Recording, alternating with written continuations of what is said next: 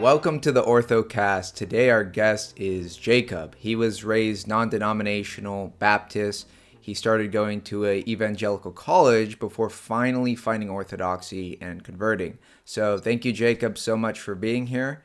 And my first question for you is, what was your upbringing like? You were raised non-denominational Baptist. Did you ever have an atheist phase? What was that like for you? Yeah, so I have what I think a pretty typical Asian American evangelical experience. Uh-huh. My parents are both they immigrated from China. I was born in the States. So I actually grew up going to two churches. Went to your run-of-the-mill, kind of almost mega church, not quite mega church, but bordering on that size. Uh-huh. The auditorium's like a stage, and then you have all the seats and the cup holders. I went to one of those, but we alternated between that, and we would sometimes go to a Chinese church. It was a Uh-huh. Chinese non-denominational church, functionally Baptist, both of them. Uh, and you had a lot of things that come with that, right? You had your your Chinese small groups where you would all meet up at somebody's house, and then all the kids would go off and they just play card games or whatever, while the parents are reading their Bible or singing the worship songs. American church had a lot of your typical American stuff, right? You would go to your youth group on Thursday, Uh-huh. and then the first half was a big game. You played Minute to Minute or Jeopardy or something of the sort, and then they try to tie it in with some Bible lesson. But that was my childhood upbringing.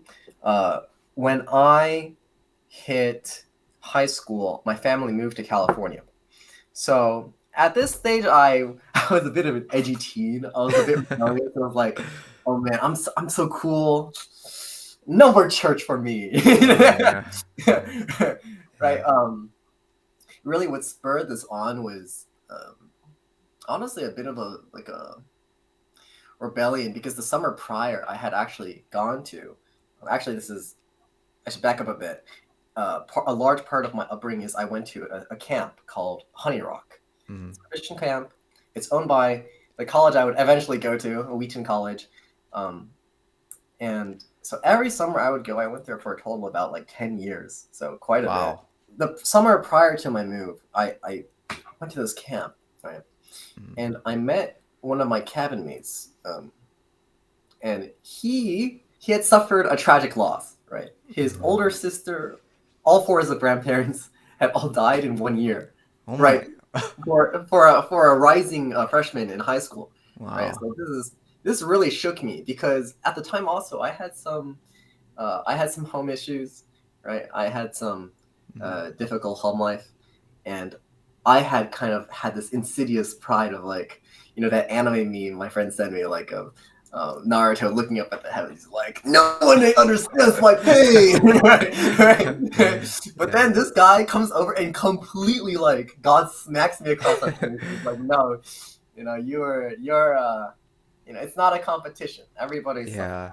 I was humbled pretty quickly, but at the same time, it really shook me and made me realize, well, this whole religion thing is I won't say irrelevant, but it's important. Mm. It's something, whether it's true or not, it's something that's really important, and I need to take it seriously. Yeah. So, as a consequence, of course, when I moved, I went to the Cornerstone Church here in California, and I was just dismayed by how jarring these two worlds were, right? Of this, the summer camp Honey Rock. It's really quite beautiful. It's out in the middle of the Northwoods of Wisconsin. You know, the life is very communal. There's very little technology. It's actually one of their rules. It's there's no technology at all, right? Oh Which is wow. game changing for nowadays, right? Yeah. And you had and you had an itinerary. So in a sort of way, it was almost like a monastic life, because you're living in a Yeah. commune with other people, and every Uh-huh. single part of your life is oriented around Christ, Wow. right? Everything is put to lead you towards Christ, to make you think about Christ, to reflect about Christ. And every time, I'm sure this is a common experience of uh, go to a retreat, and then you come off with a little retreat high. You're like, Yeah. I'm on fire for God. But actually, at Honey Rock, I don't like to call it a retreat high, because there was a deep change of this is, and it makes sense because this is how life really should be, Mhm. right? I find myself and many of the honey rockers, we'd like cling on to this change of, oh, as we go back into the world of, I want life to be like this. I want to have this peace. I want to have this love for Christ. But then slowly it decays. It's plucked away at by the, all the distractions in the world. Yeah.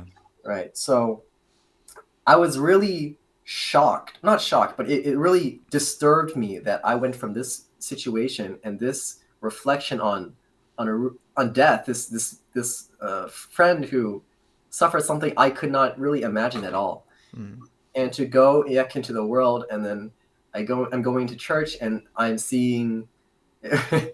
Actually, the video, it's like a rave. It was basically a rave for high schoolers, right? No. They're like jumping in, they got the strobe lights and everything. They got the dubstep drop. I'm like, that. Yeah. Okay. I mean, really, it's not that different from what I had experienced earlier in my earlier life, but it just disturbed me at this point. And I thought, this is not it. What is it here, So I stopped going. I didn't see the point of it. Yeah. Wow. Long story short, eventually the reason I go back to church is because I like this girl. Right? So I end up going back to church, this Baptist Chinese church. Yeah. And I really think that's where I started having friends. That's where I started, I don't know. Honestly, my spiritual life comes to a bit of a standstill at this point, because I think it's just common of, you don't really have a way to go deeper. There's no way to go deeper. Yeah. I would worship the way I knew how, right? And I really loved God, so I would, right, like hide in some room. And I would sing worship songs because I have no other way to spend time with God, right? So I'm doing this. Yeah. How long did that last with the girl and going to this specific church? You see, okay, well, as I alluded to before, my home life was not great.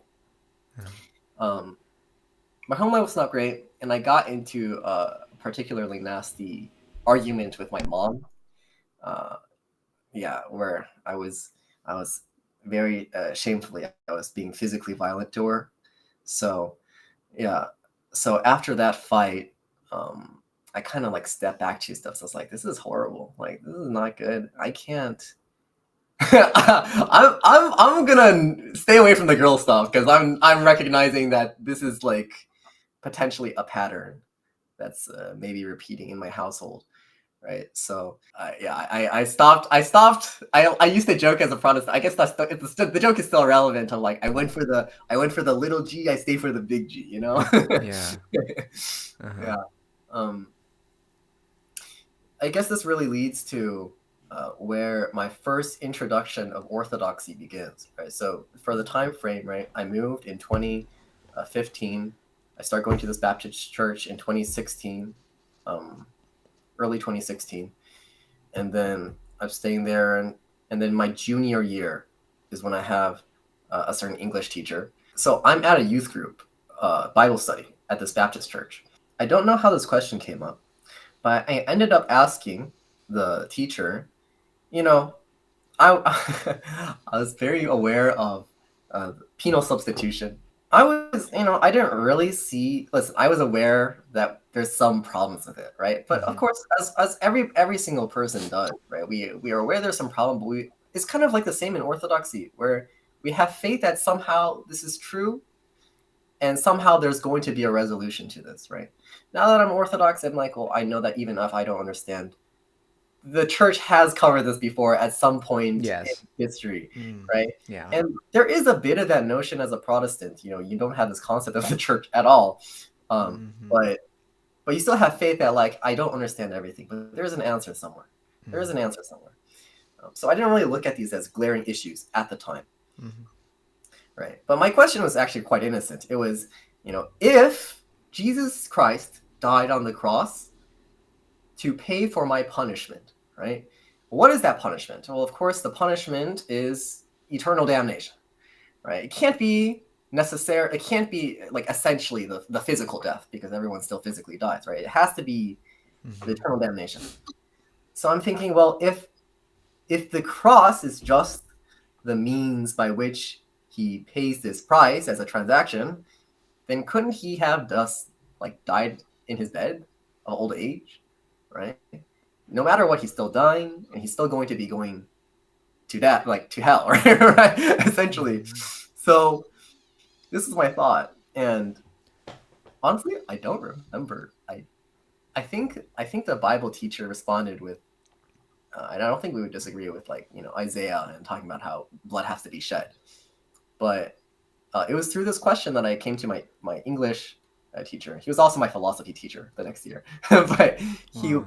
he answered. He said this question brings up the topic of how are we saved? What is it about Jesus Christ's death that saves us? Mm, And so this was my first introduction to, God became man so that man could become God, right? mm, And this yeah. blew my mind, right? It's completely Yeah. alien to me. What is this? Uh-huh. Yeah. It's pretty crazy, the, penal substitution, and what you'll see some of these people who believe it, what they'll say, like they'll say pretty like awful things like the Father poured the wrath on the Son. Right. It's, Yeah. anti-Trinitarian. And then specifically going into Isaiah, it's important to look at, what it actually says.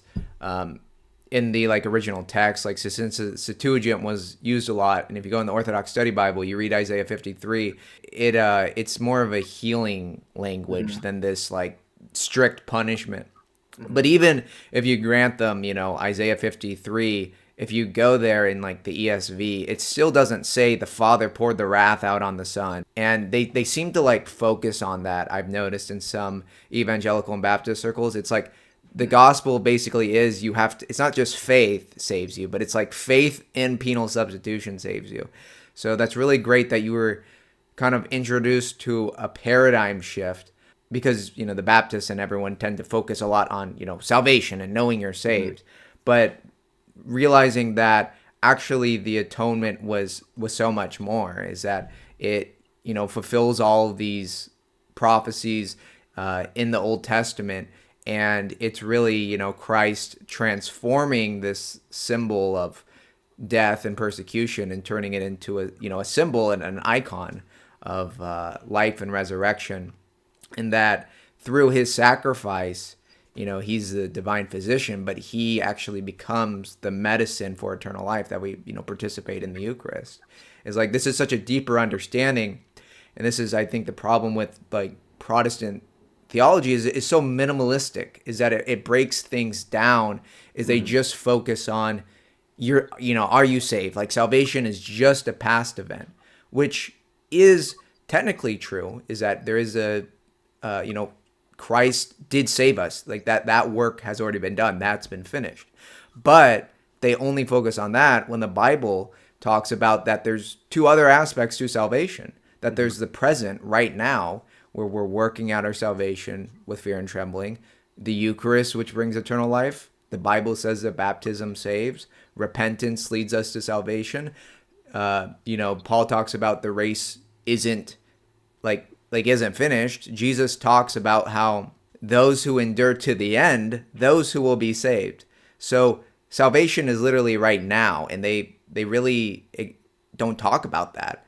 But salvation is actually primarily a future event at the final judgment. Is Mhm. ultimately you're not going to know it if you're saved until after the final judgment and you're in heaven. Until then, you can lose your salvation. And so, because they just focus on the past being saved, it's like, yeah, that's true. Christ saved us, but we also need to. There's the other two aspects of present and future, and so that basically kind of opened your mind that, oh, this focus on this one specific theology, there's actually much more to it, um, Mhm. and that exposed you to orthodoxy. Yeah, yeah, and it was actually a large part of the why it rocked my world so much was how come that this is for whoever believes in this theosis concept, right? Mm, For them, it is the gospel. This is salvation. How come their concept of salvation is completely alien to me? It doesn't exist in my religion, yeah. right? And for that was crazy to me because we have all these differing opinions. Oh, like we just have to. agree on the big stuff. We gotta agree on the big stuff. Yeah. But here is an entire fundamentally different in every aspect. Your sin is different. Your concept of sin is different. Your concept of salvation is different. Your concept of justification is different. Every single aspect from the ground up is different. And I was like, okay, but we can't be this relativistic, can we? Surely not. Surely not. And how come I've never heard about this before? That was also shocking to me. Mm-hmm. So I did my research. I did a lot of reading. I wanted to at least ascertain whether or not this worldview was tenable, right? Could it be an understandable interpretation? Right? Like, for example, the Eucharist, John 6, right? You could see it both ways. I mean, honestly, you can twist scripture however you want. Is that ultimately, like the Baptists and Protestants, they know the Bible, but they have an interpretive lens, just like Orthodox. All these groups, we can all interpret the Bible. A Muslim can interpret the Bible. And that's why the question can't just be about, oh, what does this Bible verse say? It's like, ultimately, we got to argue at the paradigm level. Is that if your paradigm didn't exist until 500 years ago, and the church has to have existed continuously and be indefectible, then that excludes your paradigm, because your paradigm is not, it can't be apostolic unless we believe that the church just didn't have the gospel. You're totally right. How can they have two different gospels? How can they have two different faith? And that's why people want to just say, oh, they're just like small differences, but no, they are really big differences where it's like literally they're mutually exclusive. Like you can't believe in both. And so you did a lot of research, and was it just this specific issue, or was it now researching all of Orthodoxy? I mean, it necessarily has to be all of Orthodoxy, right? Because it's all connected, right? It is. One thing, everything else is like, well, that's the hardest thing that I struggled with, and I think a lot of Protestants struggle with this, which is this concept of theosis, because salvation through PSA is the gospel. Yeah, right? It is the gospel. There is no other conception of it. So it's, if we're not being damned from birth, right, and we don't require punishment from birth, then what are we being saved from? Yeah. What are we being saved from? Why does Jesus have to die? And I just could not understand this. So I went, on a little road trip, hopping from churches to churches, asking people. I almost got baptized at this Presbyterian church. But then they were teaching tulip, and I was like, I don't believe this. And they're like, oh, then you can't get baptized here. Oh, wow. Good. But actually, I think that's one of God's providence. He's teaching me something, because at that point I had never really considered baptism, or actually thought about the concept of baptism, because I was a Baptist. I was just like, you believe it? You just get baptized. It doesn't really matter. Right? Right? But because they're Presbyterians, they're like, no, you have to believe this in order to be baptized and become a member of this church. Yeah. Right? So actually, when it came to Orthodoxy, I was not that surprised, because I had already been taught through this life lesson. Wow. Interesting. Yeah. Actually, there's many, many other examples of God preparing me in this such way, right? Like, I remember there was one especially formative sermon when I was a Baptist, and they were talking about the Psalms, right? And we love the Psalms. And he was talking about, it's really interesting, because the Protestants are always talking about returning to the early church. Mm-hmm. So, out of love for God and the scripture, this pastor was talking about how the Jewish tradition, the Jewish tradition of what these Psalms are actually used for, right? There's the Psalms of ascent. There's the Psalms for specific purposes, right? Psalm 90 or 91 is a Psalm of exorcism, right? That's why Christ quotes it to Satan, right? So it's, and so it was this understanding of it's a communal book specifically for the purpose of prayer for specific acts, was already instilled to me, as a Baptist. So when I came into the Orthodox church, it's like, oh, it's literally what Pastor Jim was talking about. Right? It's literally what he's talking about. Yeah. Right. Something else I want to talk about is back on penal substitution, is the way. Another problem I don't hear much talked about regarding it is it can't be incarnated. It can't really be incarnated in a healthy manner.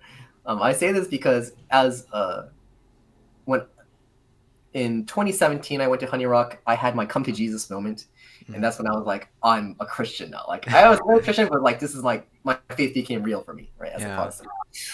And but part of that is because I've alluded to it, but my home life has violence in it, right? Had violence at the time. We're actually, praise be to God, we're much healthy. We're like a normal family now. Glory to But God. at the time, it was quite violent. And so I saw this violence really reflecting the gospel, actually. Because I saw it in a parallel of, one person over here is violent, the other people are laying down their lives, to love me, right?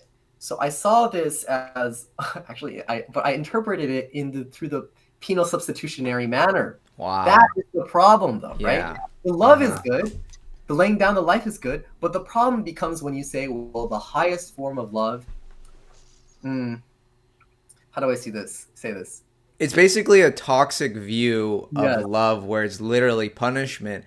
And this is why bad theology is so damaging, is because it's not just some abstract thing, but it actually affects how we approach things. It's like, if you're having a bad home situation, it's like, well, my theology this is what love is like, it's a really toxic kind of forensic, legalistic view of it. Instead of an orthodoxy, it's more of like a healing, repentance, knowing your own sin, and it's just a different focus.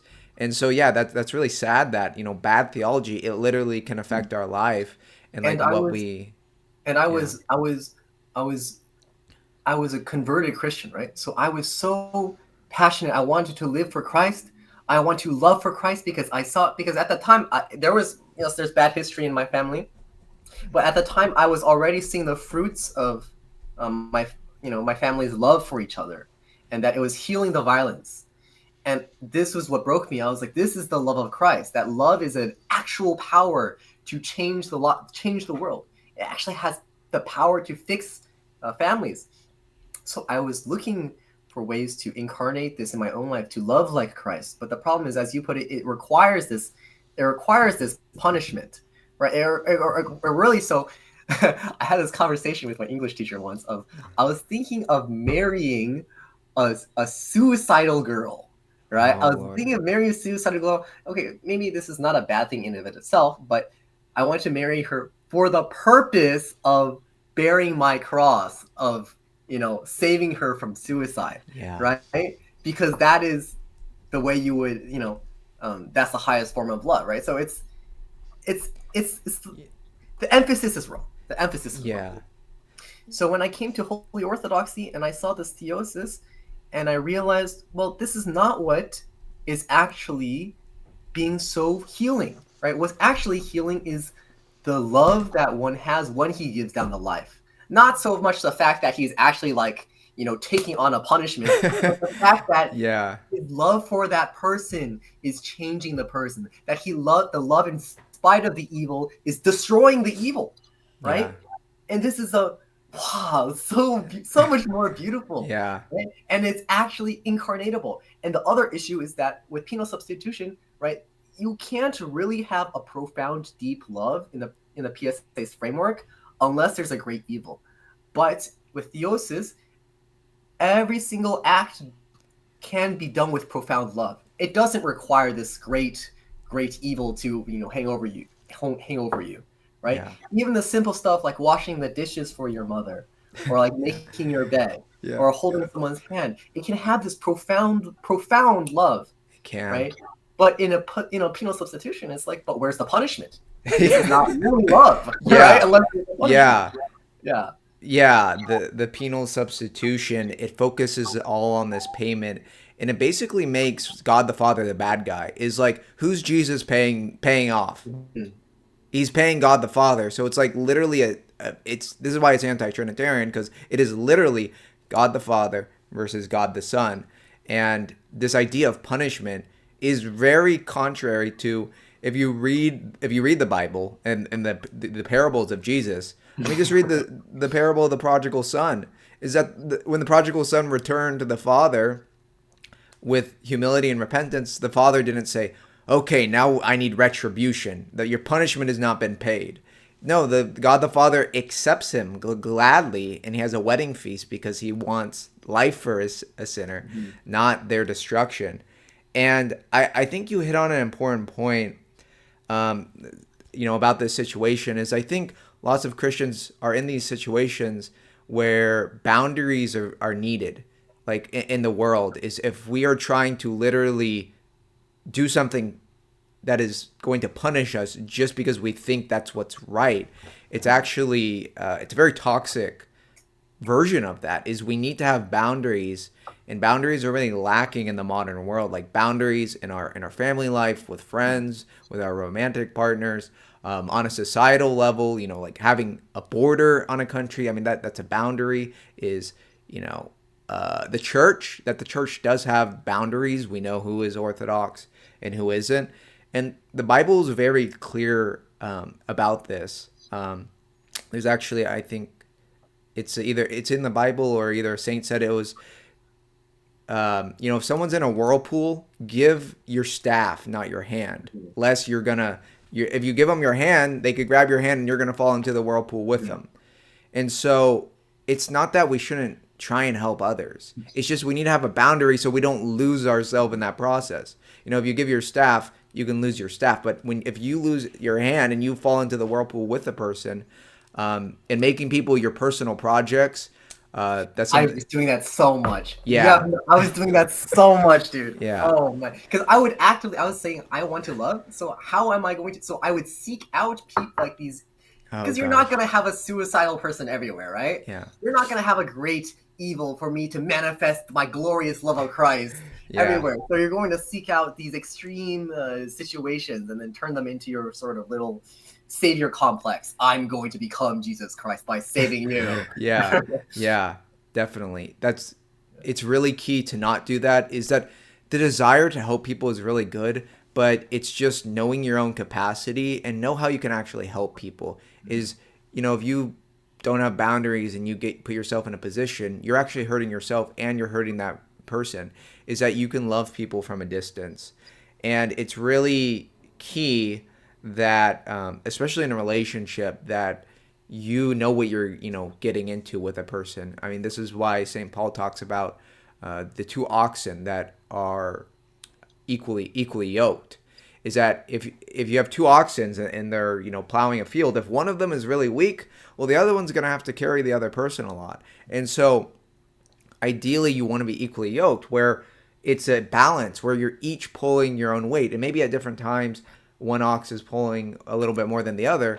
But if from the start you are carrying all the weight, or the other person is carrying all the weight, it's not fair to the other person, because you can't make someone repent. You can't fix someone. So whoever you're around, and when you're helping people, you just need to be honest about, they're not going to change until they want to change. You can lead a horse right up to the water, but you can't make them drink. And so just knowing that. And so that's really good that Orthodoxy was able to help you get like a healthier view of these things. And so what was it like when you first started going to an Orthodox church? Did you have like hang-ups on anything, or?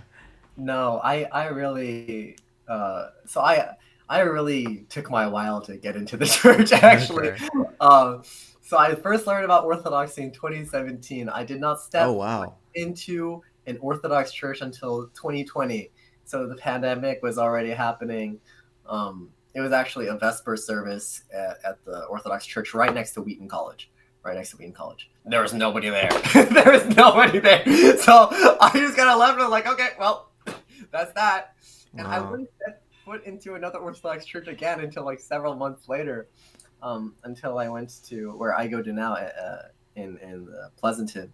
No, it's a lovely, lovely, lovely parish here.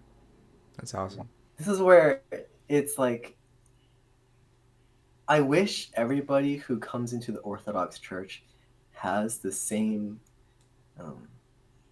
can recognize the beauty of it. It has the same experience that I had. So when I first stepped foot into my church, right, St. Innocent Pleasanton Church, right, I went, and it's a it's not a grand cathedral, right? I've been Mm. to many churches where it's beautiful and the icons are everywhere, it's stunning, you got a dome. My church is literally a repurposed office building. Literally a repurposed office building, right? And I know Jay Dyer sometimes makes fun of the strip club Or churches. strip The strip mall. mall, sorry, yeah, very big difference. The strip mall, yeah, but we're growing now. We're trying to move out, right? Uh-huh. But it's four walls, and then we don't have the icons on them. So our old priest, he painted the icons, and then he put them up and hung them on the wall, right? And so everywhere you go, are icons painted by our old proposed priest. So Wow. it's like his love is manifest in Mm. the temple, Yeah. and every single time I go to church, and there's a new person who comes in, and we've been growing so much, Yeah. and I'm like, wow, even beyond his earthly life, like his love is still present for us through the saints, through the icons of the saints, and it's so beautiful. It's It's so beautiful. amazing. Yeah. Yes. And the first time I went to this church, and this was my first divine liturgy. Right? So my second visit ever, but my first divine liturgy. Mm-hmm. My a man came up to me, and he's now one of my good friends. But he told me, he said, it's funny now because now I know he greets everyone. He greets everyone. Anytime there's a new person, he goes up and says hi to them. He talks to them for like a good 30 minutes without exception. And honestly, I think that is such an amazing example. Everyone should do this. Yeah. Because I've also been to, and I know other people have as well, we've all been to a parish where we go in and it's just a bunch of old Greek ladies and nobody says hi to you, and you're just sitting there after the office during the coffee hour, and you're just like, there's nobody, there's who am I going to, right? And I understand that's very difficult, right? So if I think that's a beautiful example. But he came up to me and he explained, how do we cross yourself? When do we cross ourselves? You bow when you cross the holy altar. It gives me all the rules. And I had this sense of, I'd done all my research. And in my research, of course, you read so many people say, it's not online. It's not online. You have to go to a church. Yeah. And you have to do. You have to do. Live So, it. Yeah. and I was already aware that I have no concept. I'm a baby in the scheme of the 2,000-year tradition. Mm-hmm. I know nothing. So it was very humbling in a beautiful way. It put me in my proper place before God, because my friend was telling me, do this, do that. You don't have to understand it. Just do it. And I'm learning like a kid again for the first time. I know nothing. And I'm like, and so I'll cross myself and I bow. And it didn't matter if I was crossing myself the right way. It didn't matter if I was bowing at the right times. It didn't matter, because I knew that it was so intensely personal. It was that I was trying to love God, and I saw that God was looking at my heart. And so, and this is this is I really think it's kind of one of the facets of to become like a child again, to never lose this humility of I know nothing, to never lose this humility of I'm doing things wrong, but may God have mercy on me and see that I'm trying, right? Yeah. And it's real actually, ironic that actually as we grow in the Orthodox faith, and the saints talk about, and St. Paul talks about, being puffed up with knowledge, that we actually lose this childlikeness because Yeah. we start to learn things and we start to say, I get it now. I'm the Orthodox ambassador to all my friends and family. Yeah. I think that's a huge temptation, and I definitely fell into that, and I'm trying to recover, still fall into it. It's just when you come to it and you're just, it's a fire hose of information. Is if you want the answers on everything, Orthodoxy has it, but it can definitely pump us up with pride, but we lose the heart of Orthodoxy, which is, a broken and humbled heart God will not despise. Is you read the Orthodox saints and you see that their humility is like, ultimately we want Christ living in us, and going to liturgy, we're just in the presence of God. It's like what do you think we're going to be doing in heaven? We're going to be worshiping. That's going to be a huge part. So the worship should be heavenly, and you experience that at Orthodoxy, whether you're in the biggest cathedral or smallest mission church. I've been to I a want to make a comment on that. Yeah, I've been to a mission church, and they had the icons on the walls, same thing like a storefront, but I felt the holiness there. Right. The everyone was singing. It felt more active than even some of the bigger churches. Like everyone was singing, and it was so beautiful. Mhm. And so it's like you feel So God's true. presence in Yeah. the holy house. I love my parish so much because exactly it's like very tight. The community Yeah. is so tight because it's so small. Um, actually, I do want to like talk about a little bit about the actual liturgy itself. Yeah. Right, I'm standing there. Listen, I'm sure a lot of young adults have a really messed up sleep schedule. Yeah. I did. And so I was standing there, and of course, when you're new, you're not used to standing for that long. So I'm just like wobbling back and forth the entire time, and I'm like closing my eyes, and I'm doing that thing where like I'm pretending. I'm like trying to pretend to pray, but I'm actually like just trying not to fall asleep. And I'll open my eyes and I like try to have like, okay, just for the next 5 minutes, just look at that icon. Just look at that icon and don't fall asleep. Yeah. Right? And it did not help that at the time our choir was actually quite terrible. They were really tone deaf. Oh no.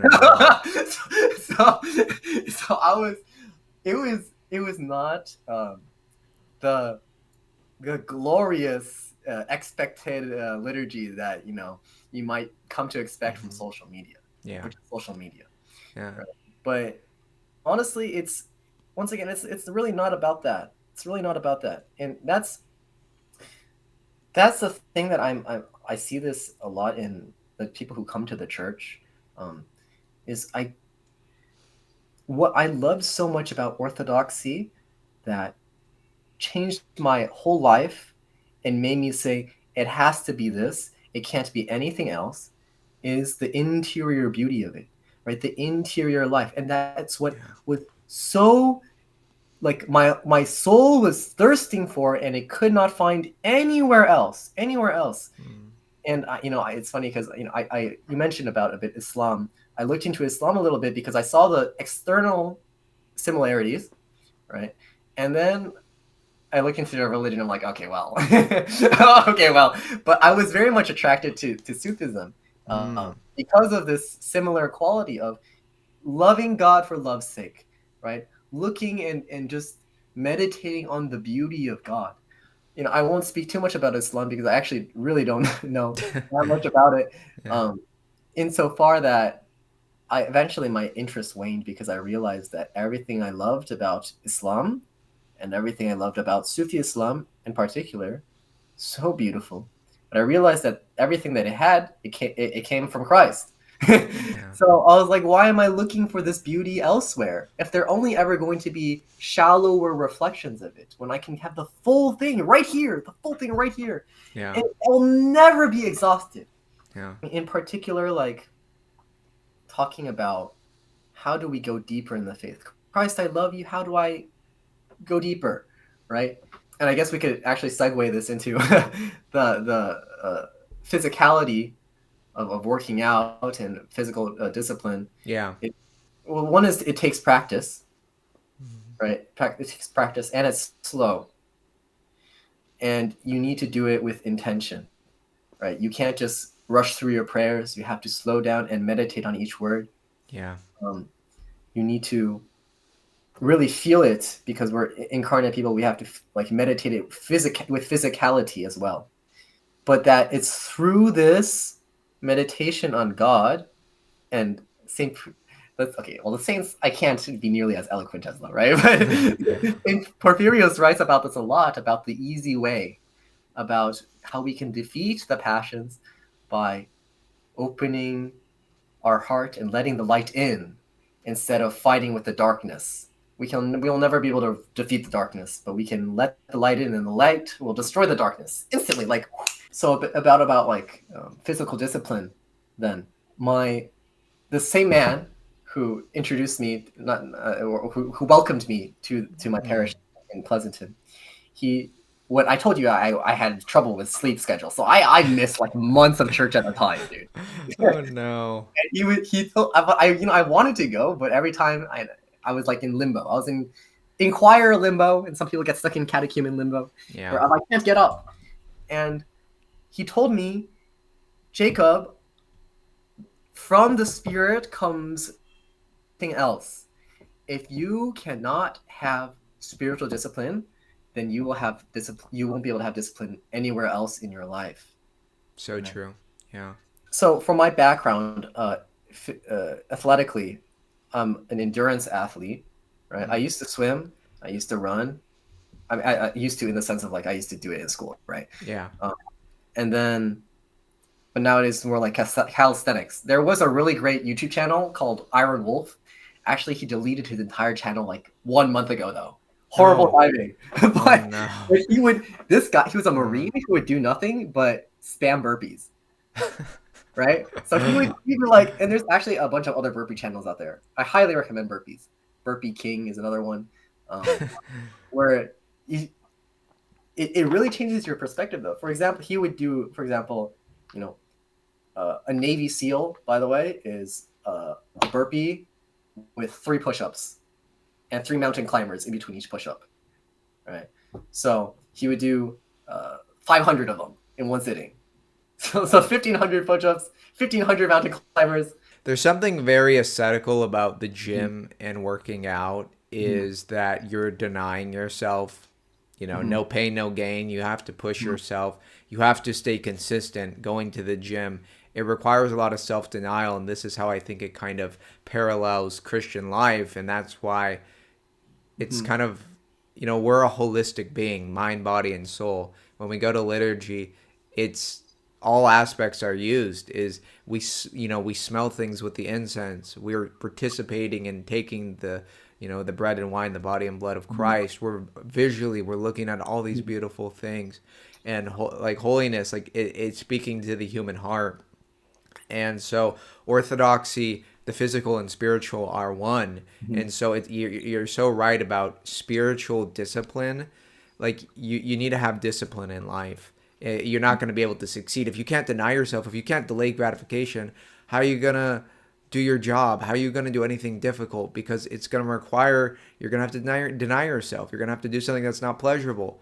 If you want to make more money, you're going to have to go to school. You're going to have to learn some new skills, which is going to require patience and failure. And so all of these things are very important for a successful life. And also fasting, like being able to fast from food, fast digitally too, because that's a huge temptation, is we have access to unlimited information. And so like being able to step away from that, like you were talking about at the camp, like no technology, most of us couldn't do that because we're so addicted to our phone. We're so addicted. They used to not even have any watches, which I think is actually profound too, because we need to stop thinking about time and just being present, right? And having this sort of nepsis and watchfulness of your current reality. Yeah. Right? Yeah. I think that's, sorry, I was going to say, go ahead. I would say, with regards to specific practices like running, for example, when you go on long runs, and I would actually suggest this for anybody who's interested in starting to run, the biggest mistake that most people make, and I made, was that I ran too hard, too fast, right? Yeah. Run slow, really slow, run slower than you think you should. There's various difficulties. One of the difficulties that comes with that is that you get bored, right? So it's almost meditative, of like when you're praying the Jesus prayer, my mind's going this way, my mind's going that way. A lot of the time, I don't even want to run anymore, not because I'm tired, but because it's just boring.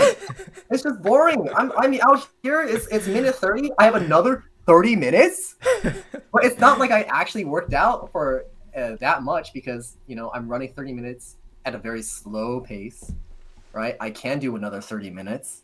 I could honestly probably do another 90 minutes, right? But there's a mental limitation as well. That's not necessarily, we like to think about exercise in a very intense way.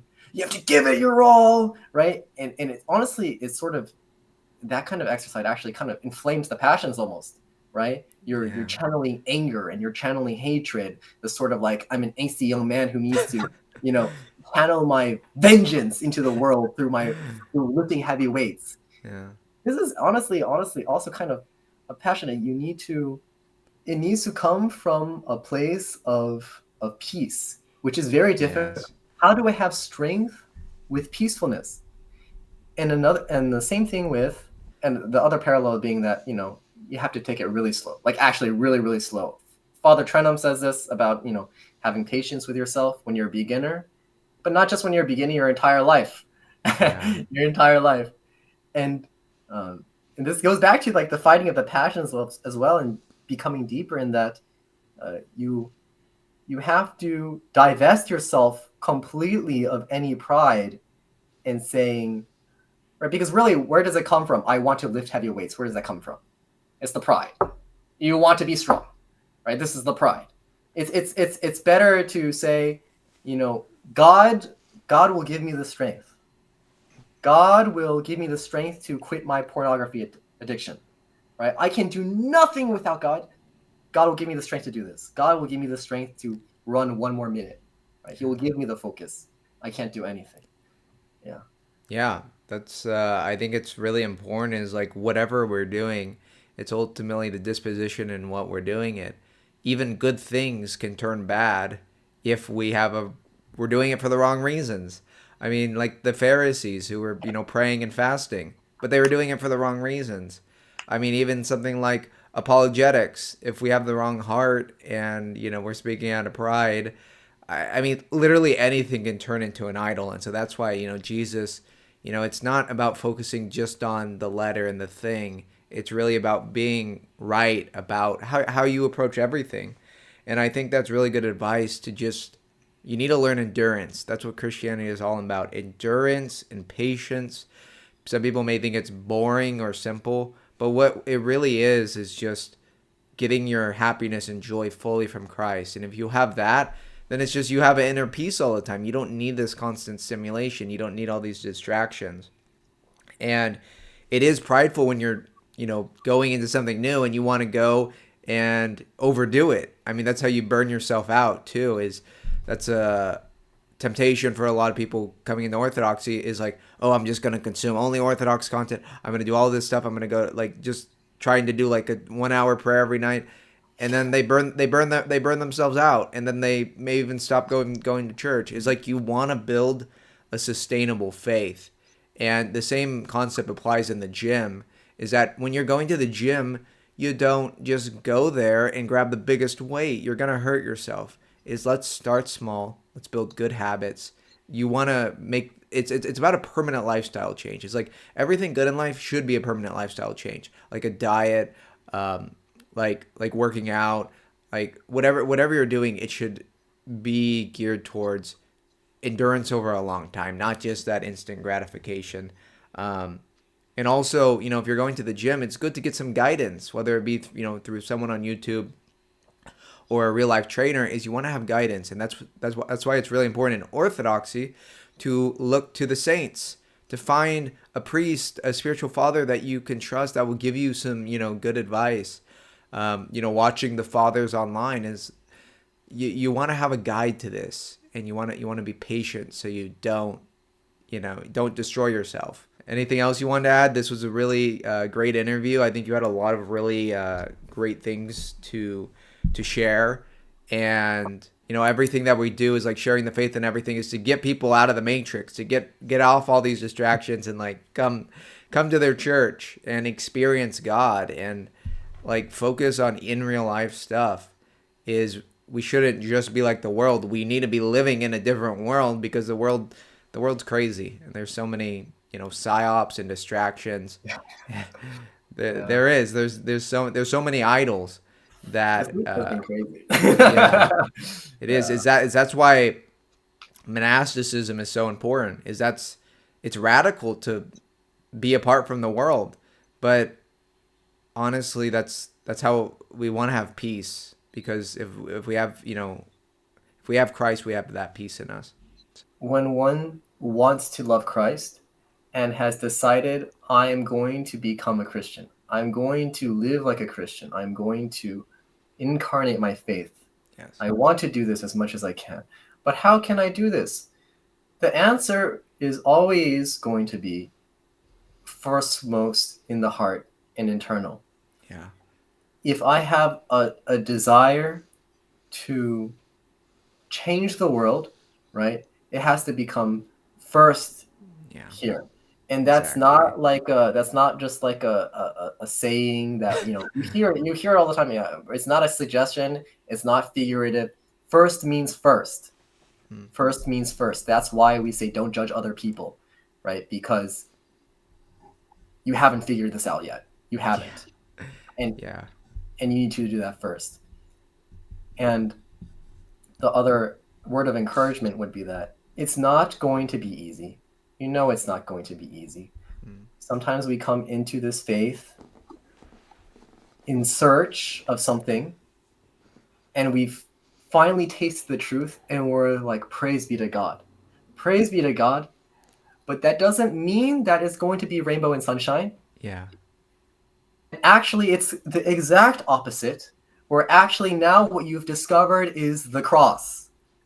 You discover the cross, and now you have to pick it up. So actually, when you have, even if your experience of the liturgy is not as I've heard, you touch the antiteron and you get like an electric jolt or something, or you see angels, right? Yeah. Sometimes it's gonna be a tone deaf choir. You can't stay awake. The icons are just pictures hanging up, right? But really, what's really going to actually incarnate Christ in your life is by entering into that suffering with patience, because God is giving you, God either wills something or he permits it. Everything is either willed or permitted by God. And if it's in your life, he is giving it to you in his love, because it's what you need as a tool to get stronger. Yeah. It's what you need. Yeah. So, and God, and the power of Christianity is that it takes the worst, most awful things you can imagine. There's all these stories throughout the Bible. I mean, if you just read the Old Testament, read the story of Joseph. He was sold into slavery by his brothers, and yet God was able to transform that into ultimately this was a predecessor to the path of salvation, is like helping Israel and all these things. And so that's what God does, is he'll permit these things, but he'll turn it on its head, where it's like he'll use it to bring about an even greater glory. And so that's how we should approach our lives, with patience and endurance, and to pick up our cross daily. And thank you so much. I'm glad there's many young, wise, humble guys looking into Orthodoxy. Yeah, working on it. We're both working on it. But thank you so much for this interview, and I hope everyone liked it. Leave some comments. But thank you so much, Jacob.